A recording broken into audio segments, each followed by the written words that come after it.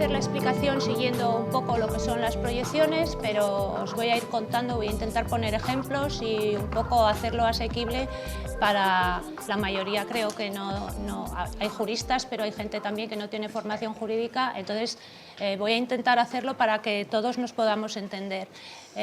Ya veis quién soy funcionaria del Ayuntamiento de Zaragoza. Mi experiencia profesional en los últimos 12-13 años ha estado relacionada absolutamente con la contratación pública desde el punto de vista de la Administración.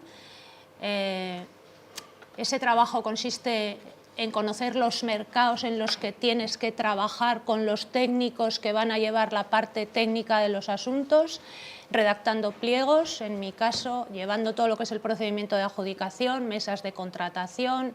Ya os iré contando un poco en qué consiste ese proceso de la contratación pública y cómo podemos incluir las cláusulas o las consideraciones sociales, sobre todo aplicado a la igualdad de género y en el mundo de la cultura. Casi nada, el tema da para mucho, pero lo que sí me interesa es que tengáis en cuenta que yo soy jurista y mi visión va a intentar ser jurídica, como no puede ser de otra manera, pero intentando trasladarla con palabras sencillas para que nos entendamos. Vamos a ver, ¿por qué la contratación pública? ¿Por qué hemos denominado así al encuentro de hoy? La contratación pública como herramienta en el camino hacia la igualdad efectiva de mujeres y hombres. Todos sabemos que no existe, o voy a decirlo más suavemente, que existen desigualdades entre mujeres y hombres en todos los ámbitos. ¿Y por qué la contratación nos puede servir para intentar cambiar las cosas, para intentar llegar a ese objetivo de igualdad entre mujeres y hombres? Pensar que la contratación pública tiene un peso en el Producto Interior Bruto, por ejemplo, de la Unión Europea, de alrededor del 19%. En España, el movimiento económico que generan los contratos está alrededor del 15%. Si pensamos en esas magnitudes, podemos entender que puede ser una herramienta, aunque no la única, pero sí adecuada para conseguir ese objetivo de la igualdad de género. Antes de entrar en el desarrollo de lo que os quiero exponer, sí que quiero que pensemos con una triple perspectiva desde el punto de vista de las mujeres. Las mujeres y su intervención en lo que es la contratación pública. Tendríamos tres esferas o tres aspectos. Por un lado, tendríamos a esas mujeres empresarias, gestoras culturales o productoras o lo que sea, que van a intervenir desde el punto de vista de contratistas de la Administración, es decir, aquellas profesionales autónomas o empresas que se dediquen al mundo de la cultura que tengan que presentar ofertas en un procedimiento de adjudicación de algún contrato, que supone que tienen que conocer la legislación, que tienen que saber leer un pliego, que tienen que ver cómo redactar una oferta, pero no solamente desde esa perspectiva, también desde las mujeres que formen parte de las plantillas de esas empresas contratistas de la Administración, con sus condiciones laborales, sus condiciones de empleo, todo el tema de la conciliación de la vida laboral, pues pensemos en lo que es la brecha salarial que sigue existiendo, en el menor porcentaje de contratos indefinidos de mujeres o yo qué sé, en los contratos temporales, en fin, en la menor tasa de empleo femenino en España. O sea, todas esas circunstancias son las que podemos plantearnos cómo atacarlas desde el punto de vista de la contratación pública y cómo usar esta contratación pública, que hasta hace no mucho era un objetivo en sí misma, es decir, lo que querían las entidades del sector público es aprovisionarse de obras, de suministros o de servicios, contratar con terceros externos obras, suministros o servicios a través de una serie de procedimientos y demás. Pero ese no es el único objetivo ahora mismo de la contratación. Hemos introducido esa posibilidad transversalmente de conseguir, mediante la contratación, conseguir los objetivos de distintas políticas públicas. En este caso, como estamos centrando lo que hoy hablamos en la igualdad de género, vamos a ver cómo esas consideraciones de tipo social las podemos acoplar a lo que hoy estamos aquí hablando, ¿de acuerdo? Y luego me queda un tercer grupo de mujeres que en ese caso sí que son mayoría, que es dentro de las entidades públicas, las mujeres que se dedican a la contratación y que, bueno, que también intervienen de alguna manera. quizá en este momento de lo que es la charla sea más interesante tener en cuenta desde lo que haría un contratista y cómo eso va a repercutir en las mujeres que forman parte de las plantillas de las empresas que trabajan para la administración. Entonces, bueno, el planteamiento que hago es, desde luego, la idea fuerza, en este caso es el enfoque transversal, es decir, la contratación pública como herramienta para conseguir la igualdad de género. Y he marcado ahí dos ejes normativos que son, como ya ha dicho Patricia, la Ley Orgánica 3/2007, de 22 de marzo, de igualdad efectiva de mujeres y hombres, y la Ley 9/2017, de 8 de noviembre, de contratos del sector público, que transpone al ordenamiento jurídico español dos de las tres directivas europeas de contratación de 2014, luego me referiré específicamente a ellas, pero es un poco para situar el debate y la cuestión en ese escenario. Voy a hacer un breve recorrido porque yo creo que vosotras ya conocéis la cuestión de la igualdad de género y un poco cuáles han sido los documentos internacionales, europeos y españoles donde podemos anclar lo que es la igualdad de género, que se configura ahora mismo, lo tenemos todos clarísimo, como un derecho fundamental. Esa es la otra idea que yo marcaría como más importante. Bueno, ahí tenéis, he ido haciendo un recorrido, no he recogido todos los textos, pero más o menos los que a mí me parecen que han marcado hitos más importantes. Seguro que me he dejado alguno, pero bueno, ahí están, la Declaración Universal de Derechos Humanos del 48, los Pactos Internacionales de Derechos Económicos, Sociales y Culturales, Civiles y Políticos del 66, esa Convención para la Eliminación de todas las formas de discriminación de la mujer, que es un tratado internacional que fue ratificado por España y que tiene mucha importancia. Y otra serie de documentos que, sin ser tratados internacionales, es decir, sin ser normas jurídicas, sí que plantean pues declaraciones programáticas y objetivos a conseguir, ¿vale? Estos son, digamos, el cimiento donde luego vamos a llegar cuando lleguemos a la parte de la contratación pública. Las conferencias mundiales sobre la mujer, sobre todo la que se celebró en Beijing en 1995, y cómo todas recogen entre sus objetivos, siempre hay alguno que se refiere específicamente a la mujer y a la igualdad de género, a la economía, centrándose en las condiciones de empleo y las condiciones laborales. El motivo por el que os hago este recorrido es para que veáis, y por lo que marco los años, es que no es una cuestión nueva, es que es una cuestión que en algunos casos obliga, en este caso a España, al Estado español, a aplicarlo en sus políticas, ¿vale? Una de ellas, ya incidiré luego un poco más, es la de la contratación pública. Bueno, esos objetivos de desarrollo del milenio, la nueva Agenda 2030, que es lo más novedoso, aprobada en 2015, con el horizonte puesto en 2030, que tiene un objetivo de desarrollo sostenible, el número 5, que trata específicamente sobre la igualdad de género. Y luego ya en Europa, pues bueno, tanto los tratados constitutivos de la Comunidad Económica Europea como luego los tratados de la Unión Europea ya recogen como valor y principio fundamental la igualdad de género. Os he marcado ahí esas dos directivas, no porque os vaya a contar el rollo en qué consisten, sino que son las dos directivas que se transponen al ordenamiento jurídico español con la Ley Orgánica 3/2007, ¿de acuerdo? La primera de ellas, de 2002, que modificó otra del año 76, es la que ya son normas jurídicas, no perdamos eso de vista, y ya está hablando de cómo tiene que ser el acceso de la mujer al empleo, a la formación, a la promoción profesional y a las condiciones de trabajo. Voy marcando eso para llegar a qué es lo que ocurre en nuestro país, en España. ¿Dónde está el cimiento de todo lo que digo? ¿Dónde está el enganche jurídico de todo? Pues ni más ni menos que en la Constitución, sobre todo en el artículo 14, que es el que recoge el derecho fundamental a la igualdad, es decir, la prohibición de discriminación. En el caso de lo que estamos hablando hoy, está prohibida la discriminación por razón de sexo. La ley que aspira a ser ley código, la ley, el núcleo central de esta regulación, que desde luego es una ley transversal, absolutamente transversal, porque toca muchos ámbitos sectoriales, es otra vez, que ya lo he repetido, la Ley Orgánica 3/2007, y luego he marcado ahí este último documento, que sí que es una novedad, que fue presentado en el Consejo de Ministros del 8 de febrero, lo podéis buscar en la página de la Moncloa, que han presentado ese informe que contiene una serie de medidas y reformas a acometer en los próximos años y que está alineada con esa Agenda 2030 que hemos visto en la en la diapositiva anterior. Pues lo mismo, tiene un eje, el número 5, que dice avanzar hacia un mercado laboral eficiente y justo, y dentro de ese eje también toca expresamente toda la materia de lo que es la igualdad de género.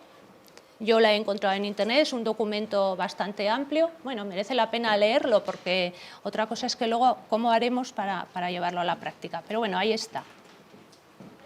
Entonces, y como primera conclusión, antes de saltar al otro bloque, que sería el de la contratación, dos cosas me interesa remarcar. Una, que la igualdad de trato y la igualdad de oportunidades, insisto, en que es un derecho fundamental, además de una obligación para los poderes públicos y para las empresas, y también un principio interpretativo del ordenamiento jurídico, y desde luego eso que aparece ahí más grande, el enfoque transversal, como ya he dicho antes, es el núcleo central de todo. ¿Qué significa ese enfoque transversal o dónde podemos encontrar, para el que no sepa un poco en qué consiste?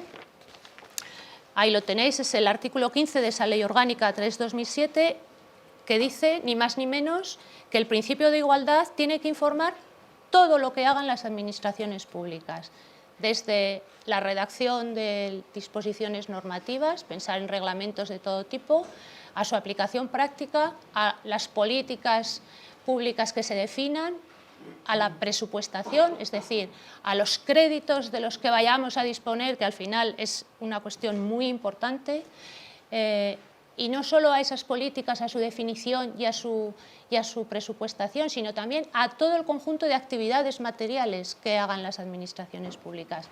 Está en ese artículo 15, y también esa ley contiene dos artículos que digamos que son el puente que me va a hacer pasar de la Ley Orgánica para la Igualdad Efectiva a la Ley de Contratos. Esos artículos son, ahí he reflejado uno, que es el artículo 33, el otro es el artículo 34. No me refiero al 34 porque se refiere únicamente a la Administración del Estado y he preferido dejarlo un poco en la generalidad. Ese artículo 33 lo que hacía, estamos hablando de 2007, ¿vale?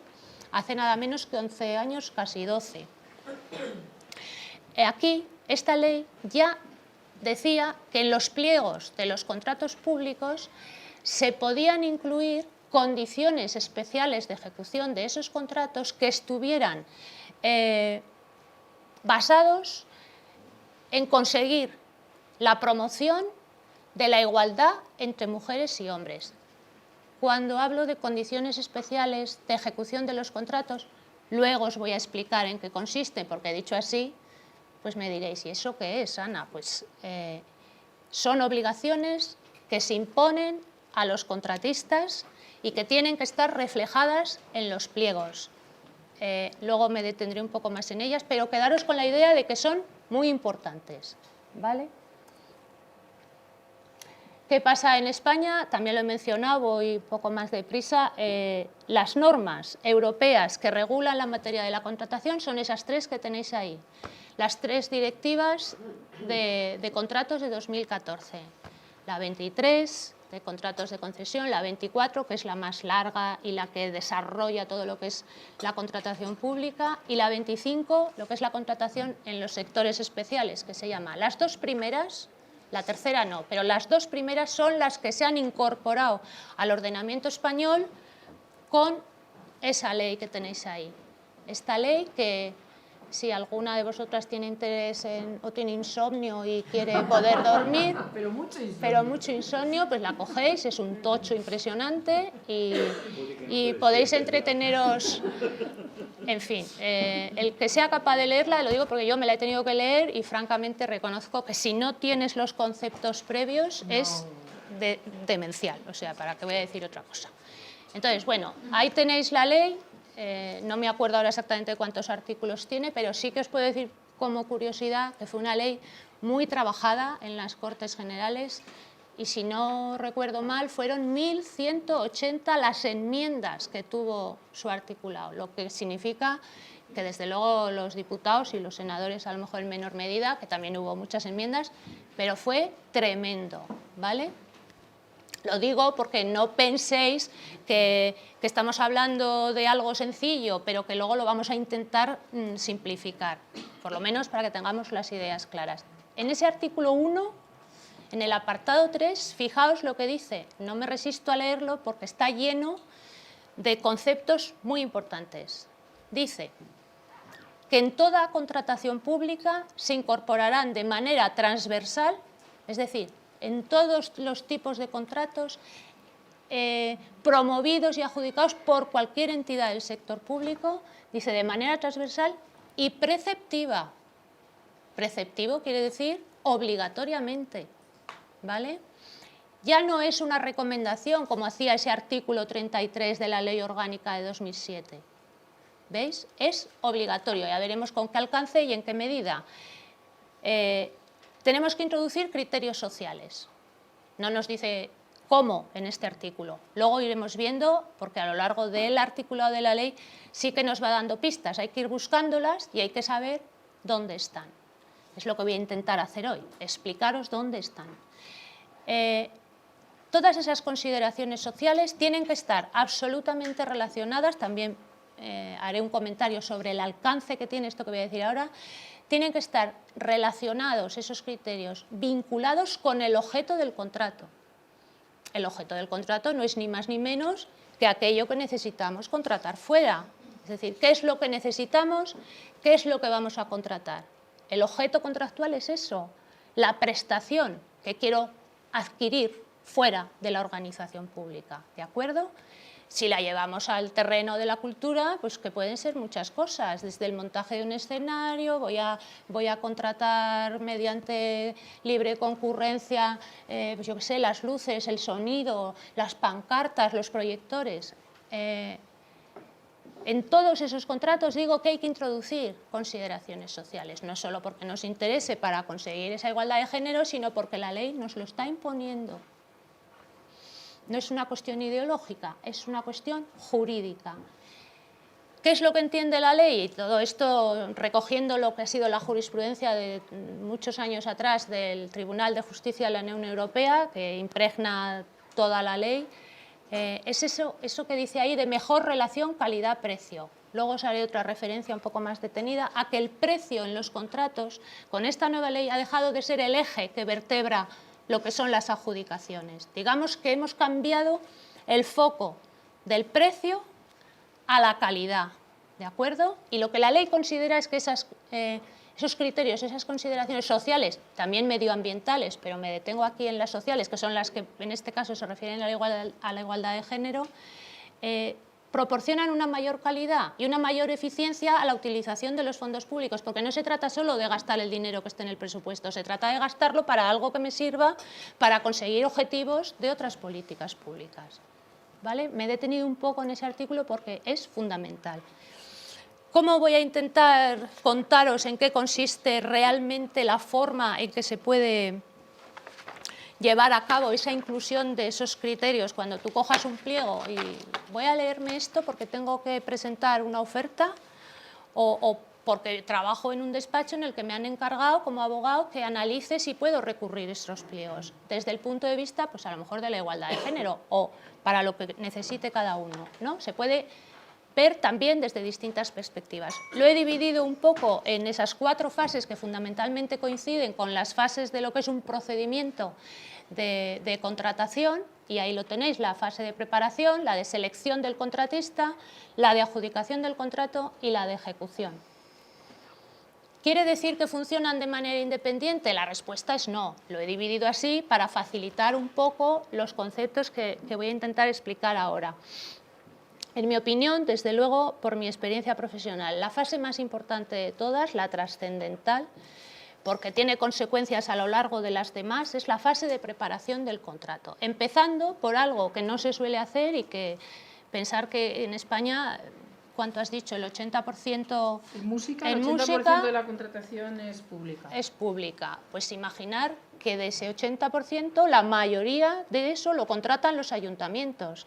Ayuntamientos que no todos son capitales de provincia y que tienen mucho presupuesto y muchos medios. Es que muchos municipios son muy pequeños y la ley también les es de aplicación. La dificultad, entonces, es añadida. ¿Por qué digo esto?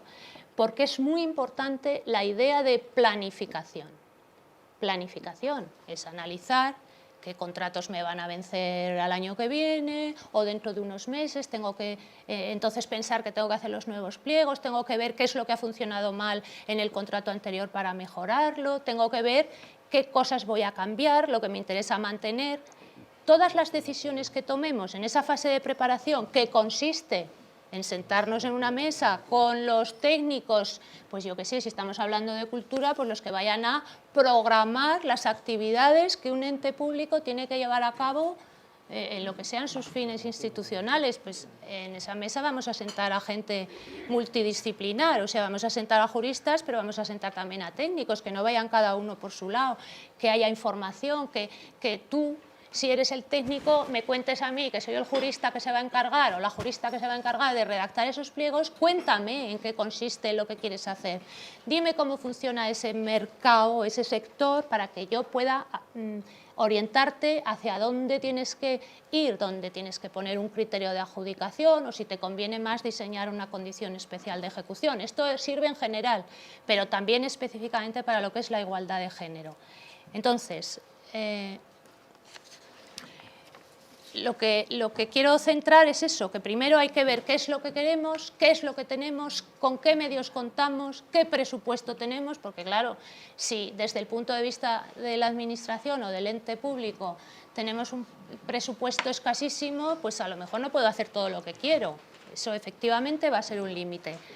En esa fase de preparación de los contratos he marcado ahí 3 cuestiones en las que tendremos que hacer al menos una reflexión desde el punto de vista de las consideraciones sociales y de la igualdad de género. Es decir, son cuestiones que me tengo que plantear o bien cuando redacte un pliego o bien cuando vaya a leerlo para presentar una oferta, y también si soy trabajadora de la plantilla de la empresa que puede que se presente, pues también me lo voy a tener que saber, porque me va a tener consecuencias sobre mis condiciones laborales. Entonces, esas cuestiones no me voy a detener mucho en ellas. Si luego en el debate alguien quiere plantear algo sobre eso, pues yo estaré encantada de dar mi opinión, pero por no ser tan pesada. No es pesada. Bueno, pero... Eres jurista. Ya, eso sí. Vale, muy bien dicho. Pues lo siento, o sea, pido disculpas. Yo también, Soy consciente de lo que nos pasa. Bueno, es que yo desde aquí os veo la cara a todas, entonces tampoco las quiero aburrir, ¿no? A lo mejor luego es más chulo cuando hablemos. A ver, cuestiones entonces que desde esas 3 esferas de mujeres u hombres, me da igual, pero de gente que se va a relacionar desde el punto de vista de la cultura y de la igualdad de género, que es lo que estamos hablando aquí hoy, desde el que redacte el pliego, al que lo lea y al que le vaya a afectar en la ejecución de ese contrato si eres trabajador de esa empresa o trabajadora en este caso. ¿Qué es eso de la definición del objeto contractual? Ya os he dicho que el objeto es ni más ni menos que lo que queremos contratar. No tiene que ser un objeto abierto, tiene que ser algo definido y determinado. No es solamente el título que aparece en el pliego, es todo aquello que aparece en las especificaciones técnicas, es decir, en el contenido del pliego de prescripciones técnicas. El pliego de prescripciones técnicas es el documento donde se detalla el objeto del contrato.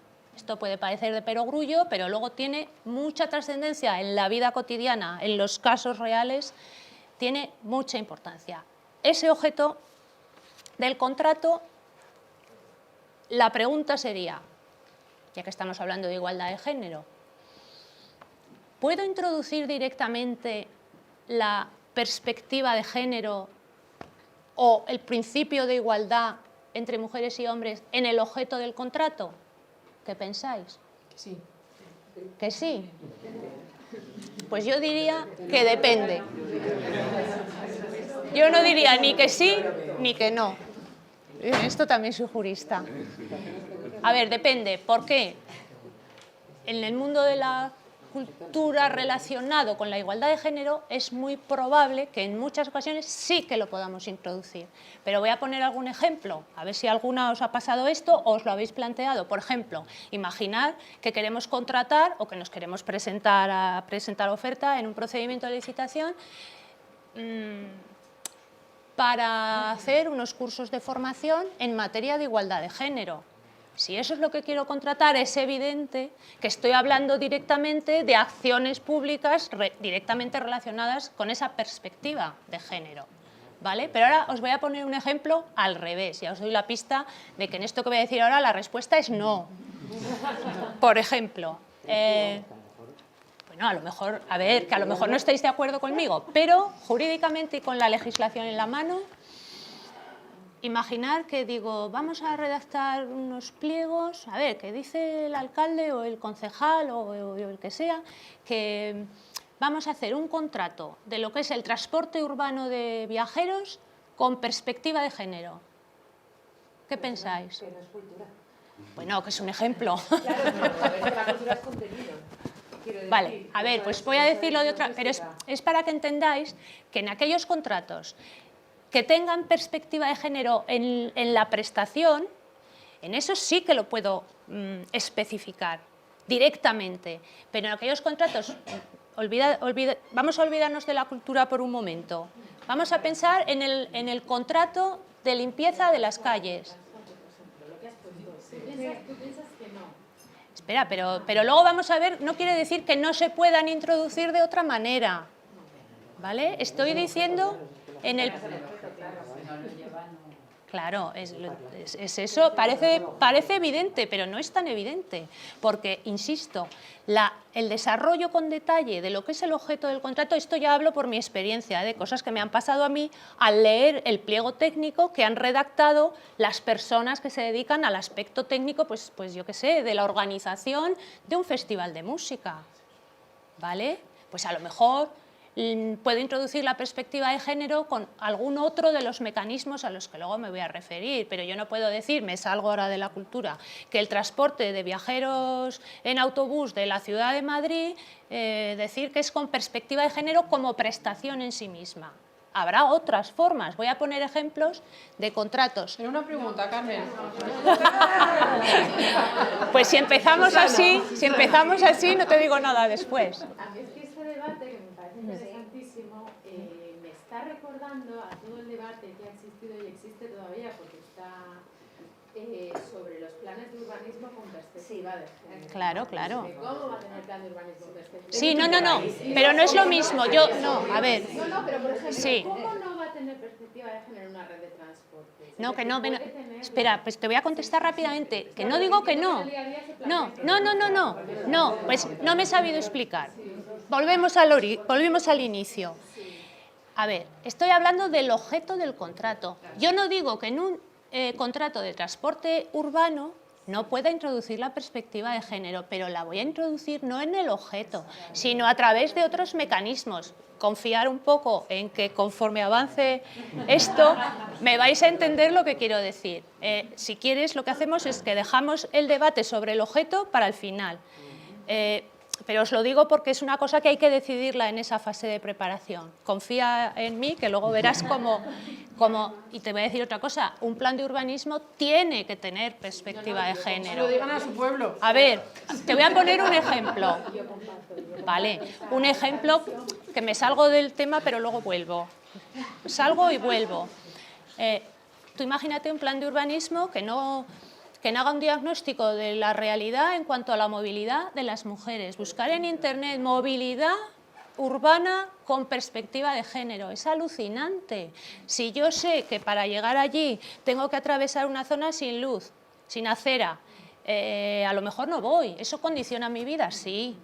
Te voy a poner un ejemplo. Yo me compré un coche con mi tercer hijo porque no podía subir en un autobús con una sillita, un niño y el otro en las orejas. Eso es. Todo ese debate lo podemos llevar también transversalmente, claro, a la contratación. Lo que intento explicar es que al definir el objeto no puedo decir que el transporte de viajeros es con perspectiva de género, pero sí que introduciré la perspectiva de género de muchas maneras. Y ya veréis que además en algunas de esas maneras es obligatorio hacerlo, ¿vale? Entonces, lo dejamos un poco para... Un apunte también, yo quería comentar que precisamente justo la ley orgánica de igualdad de género hace incidencia, como tú muy bien has dicho al principio, en las condiciones de ejecución Claro, claro. Porque son efectivamente el kit de la cuestión. Sí, sí, sí, lo son. Lo incluyes dentro del objeto del contrato, probablemente el contrato se va a declarar nulo o va a tener muchísimos problemas eso es. a la hora de que salga ese Muchas gracias, muy bien explicado. Muy bien. Pero si lo incluyes en otras, es verdad que claro, es facilísimo. pero quizá al empezar la explicación y entro así tan fuerte, ¿qué dice esta mujer? No, hay más mecanismos. Tiene que ver con el objeto del contrato. Eso es. Ya no lo vas a cumplir, con lo cual, Eso es, pero bueno, una vez que veamos todo, veréis cómo lo que estamos diciendo sí que tiene sentido, ¿vale? Y ¿Puedo hacer una pregunta? Sí, claro. ¿Cómo metes, no en el objeto del contrato, cómo metes en los pliegos, en las condiciones, la ley de igualdad? Por ejemplo, desde el Ayuntamiento de Zaragoza, el contrato de sonido para las fiestas. Pues mira, ¿Cómo metes la ley de igualdad ahí? pues lo explicaré luego, pero ya te voy a avanzar lo siguiente. Lo puedo meter de distintas maneras. Lo primero que tengo que conocer para decidir cómo lo hago es conocer qué pasa en el mercado del sonido para fiestas. Quiero decir, las empresas que se dedican a esa actividad. Claro. A ver cómo haces. Pues te lo voy a decir. Por ejemplo, de los 100 puntos que voy a repartir para valorar las ofertas, que ya llegaré ahora y me detendré un poco más, voy a diseñar, porque me toca hacerlo, los criterios de adjudicación que se llaman, es decir, los parámetros que voy a utilizar para adjudicar el contrato y que los voy a aplicar valorando con puntos, como el que hace un examen, las ofertas que las distintas empresas de sonido me hayan presentado, asignándole una puntuación que sea proporcional, o sea, no le voy a dar 90% o 90 puntos, espera, pero la mejor forma es establecer en el pliego técnico obligaciones para el contratista, no para el licitador. ¿Cómo cuáles? Como por ejemplo, que cuando se te produzcan bajas en la plantilla, tienes la obligación de contratar mujeres. Por ejemplo. ¿Sabes qué ocurre? No 50-50. Pero no puedes restringir. ¿Por qué no avanzamos? Sí. Guardaos esas cosas. Es muy interesante, ¿eh? Tenemos que precisamente eso es la... No, sí, bueno, pero es que eso significa que la cosa está viva. Vamos a avanzar porque si no, no acabamos. Bueno, voy a ir un poco más deprisa y entonces luego atacamos el... Sí, que ya no podéis más. Bueno, el objeto del contrato hemos dicho que para el final. Hay otra cuestión muy importante en la que las consideraciones sociales, es decir, las condiciones laborales, las condiciones del empleo son muy importantes al definir el presupuesto base de licitación, ¿vale? Hay que tener en cuenta los costes directos, los costes indirectos, los costes de estructura, el beneficio industrial, pero fundamental y sobre todo en la materia de la cultura, en la que la mayoría de las cosas son contratos de servicios, por lo tanto hay mano de obra, hay que tener muy claro que hay que comprobar cómo están calculados los costes salariales, ¿vale? Y además hay que hacer un estudio económico en el que hay que desagregarlos por género, es decir, tengo que saber cuántas mujeres y cuántos hombres hay, por categoría profesional y por retribución. El estudio económico de los costes hay que hacerlo en los contratos de servicios sin perder de vista esto que os acabo de decir. Eso es muy importante. Muy importante. En la práctica es fundamental. ¿Por qué? Porque como esté mal calculado, me voy a poder encontrar, si yo soy administración, con que va a llegar una empresa y me lo va a recurrir, con todo lo que eso significa, de retrasos, de problemas, de tener que seguir prestando el servicio con la empresa anterior o incluso de que no pueda llevar a cabo la actividad en materia cultural, como no espabiles y lo planifiques con tiempo, pues a lo mejor resulta que haces un pliego para eso que decíamos del sonido y por no haberlo calculado bien me lo van a recurrir, no voy a llegar a tiempo. Entonces, no sé. Dejadme que los apuntáis todas, ¿vale? Si nos importa. Vale. Entonces, en esta diapositiva, el punto 1 y el 3 están juntos. Especificaciones técnicas, por ejemplo, otra cuestión social, las etiquetas, el comercio justo, ya veremos luego cómo lo encajamos. ¿Se pueden mencionar etiquetas concretas? La respuesta es sí, pero añadiendo la expresión o equivalente, ¿vale? No podemos cerrar el mercado, ya haremos otro comentario sobre este tema. En la siguiente selección, ¿qué es lo que me interesa de eso que os pongo ahí? Dos cuestiones. A la del cambio climático también, ¿eh? Ah, bien. Y la responsabilidad social. Vale, pues lo que haga falta. A ver, en esta fase de selección, fijaos que dice selección del contratista. No estoy hablando del contrato, ahora estoy hablando de la empresa y de las características de la empresa licitadora, ¿de acuerdo? Que tiene que tener capacidad de obrar es evidente, quiere decir que solo se puede presentar a aquellos contratos que esas prestaciones estén en sus fines sociales, ¿vale? En la escritura o en el documento de constitución.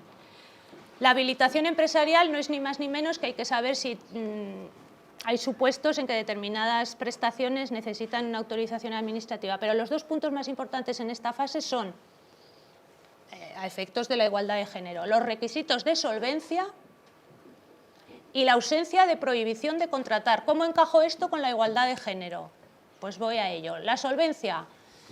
Hay dos tipos de solvencia, la económica y financiera, que la dejo aparcada aquí, es la capacidad económica y de financiación de la empresa para que responda de sus obligaciones. Y aquí la que me interesa, porque estoy hablando de consideraciones sociales, es la solvencia técnica o profesional, es decir, para traducirlo al castellano, experiencia y conocimientos en prestaciones similares a la del contrato del que estemos hablando. Entonces la pregunta sería la misma que os he hecho antes. ¿Podemos introducir un requisito de exigencia a los licitadores, es decir, a las empresas que se van a presentar, consistente en que me demuestren que tienen experiencia y conocimientos en materia de igualdad de género? Repito la pregunta un poco más sencilla. ¿Puedo exigir que una empresa que se va a presentar tenga experiencia en materia de igualdad de género? Sí. Sí. ¿Con carácter general? Ah, bien. Claro. Volvemos. Claro. Eso es. Eso es. Pero ¿veis cómo vamos ya relacionándolo con lo del objeto? Que parece una tontería o que es muy fácil. Bueno, pero luego, claro, que estamos hablando en general, pero si luego tenemos un pliego concreto, pues hombre, no nos vamos a poner aquí ahora a revisar uno, que sería lo chulo, ¿no? Pero no tenemos tiempo para eso. Entonces, ¿se puede reflejar esa solvencia social directamente y en general? La respuesta es no. Pero, hombre, pero tú lo has dicho muy bien, pero sí en aquellos contratos que tengan esa perspectiva de género. Porque en los demás, si no lo puedo pedir como solvencia, pues ya lo intentaré meter de otra manera. Ahora voy a llegar a esas otras maneras que planteabas tú. ¿Qué es eso de la ausencia de prohibición de contratar? Hay una serie de cuestiones en la ley, no me voy a referir a todas porque son muchas, pero algunas están directamente relacionadas con la igualdad de género e impiden a las empresas que estén incursas en estas situaciones que ahora os voy a decir, se impide que presenten oferta, es decir, no se pueden presentar. Y si lo hacen y controlamos adecuadamente eso, lo que hay que hacer es excluirlas. ¿Vale? ¿Cuáles son en cuanto a la igualdad de género? También muy importante, hay que buscarlas en la ley y en el pliego y saber si nosotros somos la empresa o el abogado de mi empresa, cuándo concurren esas prohibiciones de contratar. ¿Cuáles son en lo que a la igualdad de género se refiere? Pues que la empresa haya sido condenada por sentencia firme en delitos contra los derechos de los trabajadores, artículo 314 del Código Penal, que recoge varios supuestos y entre ellos los de que se haya cometido una infracción grave contra alguna persona, contra algún trabajador, por materia de discriminación por sexo, ¿vale? Condena firme, sentencia firme. Otra de las prohibiciones de contratar que me impedirían presentarme a esa licitación es también que me hayan impuesto una sanción que también sea firme relacionada con la igualdad de género de las recogidas en el texto refundido de la Ley de Infracciones del Orden Social. Esto a lo mejor os parece un rollo, pero bueno, que según la posición en la que estemos, pues lo tenemos que saber. Y desde luego, si conocéis la Ley Orgánica 3/2007, sabéis que el artículo 45 recoge en qué casos, qué empresas tienen obligación de contar con un plan de igualdad. Pues evidentemente, si no tienes ese plan de igualdad, cuando es obligatorio que lo tengas conforme a ese artículo 45, también eso es causa, o sea, también eso es una prohibición de contratar, ¿vale? Cuestión entonces que tendré. Vale. Bueno, pues entonces iríamos a la fase siguiente, donde de verdad se empieza ya a calentar el asunto. ¿Qué es eso de los criterios de adjudicación? Los criterios de desempate y las ofertas con valores anormales. Me quedo con los criterios de adjudicación. ¿Qué son? Ya lo he dicho antes, los parámetros para valorar las ofertas. ¿A qué características se tienen que referir? A las características de las ofertas, no de la empresa. A las características que la empresa haya reflejado respecto a ese objeto del contrato. Lo más importante es que estén vinculados con ese objeto, pero la ley lo que ha hecho es flexibilizar esa vinculación, ¿vale? Y ahora ya lo podemos relacionar con todo esto de las cuestiones medioambientales, de las cuestiones sociales. ¿Cuál es el inconveniente de esto? Los criterios de adjudicación no son obligatorios para los licitadores. Si quiero obtener puntos en ese criterio, tendré que incluirlo en mi oferta, pero si no lo incluyo, no me obliga, ¿vale? Si lo incluyo, formará parte de mis obligaciones contractuales, pero si no lo incluyo, no. Por lo tanto, me voy a la siguiente fase, que es la última. En la fase de ejecución del contrato es donde realmente, si luego alguna de las cosas que no he hablado os interesa, pues ya las comentaremos. En la fase de ejecución del contrato es donde realmente está el núcleo de cómo podemos hacer para conseguir caminar hacia esa igualdad, con las condiciones especiales de ejecución. ¿Qué son? Son obligaciones reflejadas en el pliego de prescripciones técnicas, son obligaciones, digo, para el contratista y para el subcontratista también. Si las analizo desde el punto de vista de la igualdad de género, aparte de saber que al menos tenemos que introducir una obligatoriamente, pero pueden ser más, lo dice la ley en el artículo 201 y 202 de la Ley de Contratos, tenemos que introducir una. Voy a poner ejemplos, porque aquí es donde está cómo introducir lo que ella preguntaba sobre la igualdad de género. Vamos a ver. Puedo establecer incluso una o dos o tres obligatorias, o puedo establecer varias y decirle que el contratista elija dos, por ejemplo. O sea, puedo ahí un poco jugar con lo que quiero conseguir. Por ejemplo, que a lo largo de la vigencia del contrato, el contratista tenga obligación de realizar para la plantilla que tiene que prestar el contrato, pues acciones formativas, por ejemplo, con un mínimo de horas determinadas, o que cuando haya bajas o sustituciones contratemos a mujeres con la intención de conseguir cambiar esos sectores tan masculinizados. No es automático ni contundente, es un camino. Más condiciones especiales de ejecución que podríamos marcar, pues, no sé, diseñar medidas específicas para conciliación de la vida familiar o personal, o convertir determinado porcentaje de contratos temporales en contratos indefinidos, o la contratación de mujeres directamente, o mejorar las condiciones laborales. En fin, quiero decir con esto que se abre un campo grande y que, en principio, yo lo dejaría ir y lo único con la mención de lo que son los contratos reservados, que en materia cultural también se utilizan, que son aquellos que se reservan para que únicamente puedan participar en esa licitación centros especiales de empleo, empresas de inserción, estamos hablando también de programas de empleo protegido, es decir, como una especie de mercados tutelados en el que el tipo de entidades sociales y culturales sean las únicas que puedan participar. Y ya para acabar, pues bueno, que sepáis que la ley también recoge un intento de facilitar la participación de las pymes en lo que es la contratación, y ahí lo dejo para que podamos... Porque para que nos tiremos encima todos. Bueno, no sé. Y es que la puerta está un poco lejos. Bueno, pues ánimo, adelante. Yo solo te quiero hacer una pregunta antes de abrir el debate, porque quizá ha sido mi culpa que te he dicho que quedaba poquito tiempo para la exposición. Que expliques un poco más, porque entiendo que no todo el mundo está muy familiarizado con la ley de contratos.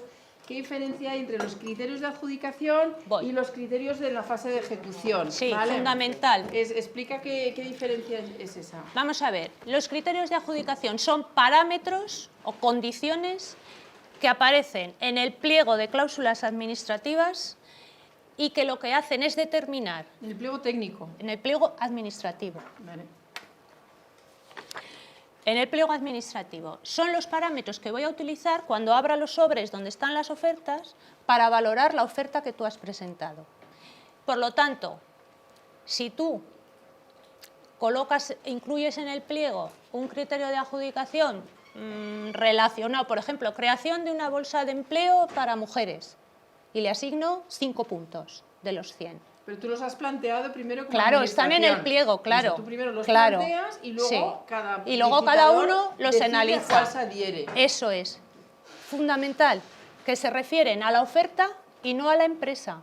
Y segundo, que no son obligatorios, que tú puedes hacer tu oferta sin incluirlos. Lo que pasa es que tendré menos puntos. Claro, bueno, claro, pero no es obligatorio, es voluntario. Tú, que conocerás tu mercado y conocerás tu empresa, sabrás qué márgenes puedes tener. ¿Cuál es el riesgo?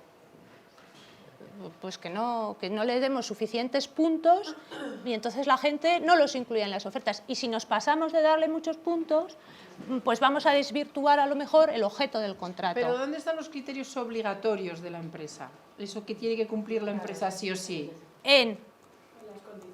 Aquí, en la fase de selección, la solvencia, no estar incurso en prohibición de contratar, eso se refiere a la empresa.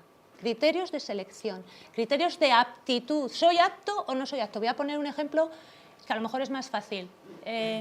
Imaginaos una oposición, un proceso selectivo, más o menos todos sabemos lo que es eso, ¿no? ¿Qué hacemos primero? Unos más que otros. ¿Qué hacemos primero? Presentamos la instancia, ¿vale? Lo siguiente que ocurre, ¿qué es? Lista de admitidos.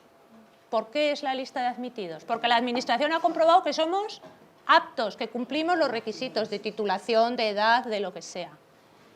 ¿Vale?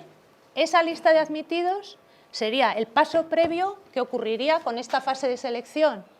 Yo voy a comprobar que las empresas que se han presentado, pues por ejemplo, que si estoy contratando el transporte urbano, pues no se me ha presentado una empresa constructora o una empresa que se dedica a montar escenarios, no va a poder licitar en un contrato de transporte. Eso voy a tener que mirar si la experiencia que les he pedido, que la habré marcado en el pliego administrativo, si la tienen o no.